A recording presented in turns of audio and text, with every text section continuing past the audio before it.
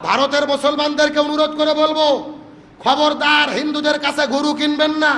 গরু কুরবানি দেওয়ার দরকার নাই।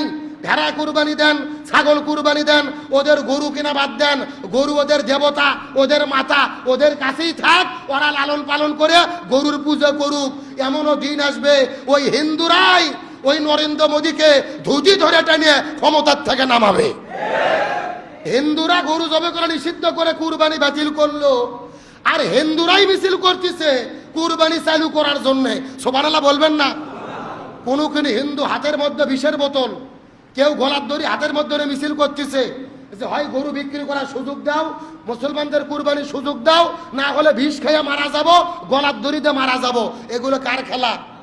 আল্লাহ বলেন ওয়ামাকারু ওয়ামাকার আল্লাহ আল্লাহু খায়রুল মাকিরিন। তারাও ষড়যন্ত্র করে, আল্লাহ কৌশল অবলম্বন করে। কার কৌশল বিজয় হয়? পশ্চিম বাংলায় বিজেপি সরকার ক্ষমতায় এসে তারা আইন করে দিয়েছে ভারতের মুসলমানেরা আর কুরবানি করতে পারবে না। গরু জবে করা তারা নিষিদ্ধ করে দিয়েছে। তারা বলতেছে গরু আমাদের গোমাতা, ওটা আমাদের দেবতা, এটা জবে করা যাবে না, কুরবানি করা যাবে না। তবে আল্লাহর কি খেলা?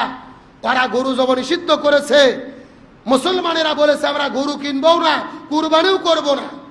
তার কারণ গরু দেয় যে কুরবানি করা লাগবে, কোরআন হাদিসে এটা বাধ্যবাধকতা নাই। হুজুরের কথাগুলা নিশ্চয়ই আপনারা শুনতে পারছেন, খুব ভালো লাগার মতো এবং গুরুত্বপূর্ণ আলোচনা করছেন। এখানে আমি বলি যে কোনো রাজনৈতিক ব্যাপার না টেনে শুধুমাত্র আমরা এটাই বলবো যে আমরা গরু দিয়ে কুরবানি করব না। কারণ দেখেন, তারা গরুকে দেবতা মানতেছে, মা মানতেছে, তারা পূজা করতেছে, সম্মান করতেছে। তো আমরা অন্য ধর্মাবলম্বী মানুষের মনের মধ্যে আঘাত দিয়ে কেন আমাদের ধর্ম পালন করতে যাব? আমাদের ধর্ম তো শুধুমাত্র যে গরুতেই আটকে আছে এমন তো আর না। আমরা অন্য কিছু দিয়ে কুরবানি করতে পারি, সেটা আমাদের কাছে অপশন আছে। তো আমাদের কাছে যেহেতু অপশন আছে, তো আমরা অন্যদিকে যাব। আমরা তাদের গরু কেন কিনবো ভাই? আমরা কিনে তাদের কাছে তাদের মা কিনে এনে আমরা কেন কুরবানি করব ভাই?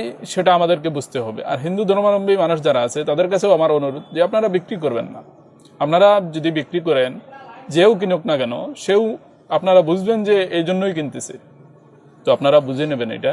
তো আপনারা এই দিকে লক্ষ্য রাখবেন। আর আমি আরেকটা জিনিস বলবো যে প্রত্যেক মহল্লায় মহল্লায়, মুসলিম এলাকা হোক, হিন্দু এলাকা হোক, সব গ্রামের মধ্যে একটা করে কমিটি করা হোক। আর কারা কারা গরু ব্যস্ত আছে এবং কারা কারা কিনতে আছে, এইগুলা জিনিস একটু লক্ষ্য রাখা হোক। কেন কিনবে আর কেন বিক্রি করবে ভাই? তারা যদি মা মানে, আর তারা যেহেতু সম্মান করতে চায়, তো আপনি সামান্য টাকা দিয়ে কেন কিনে আনছেন ভাই? আপনারা তাদের দেবতা, তাদের মাকে কেন কিনে আনছেন? তো কিনে আনবেন না ভাই।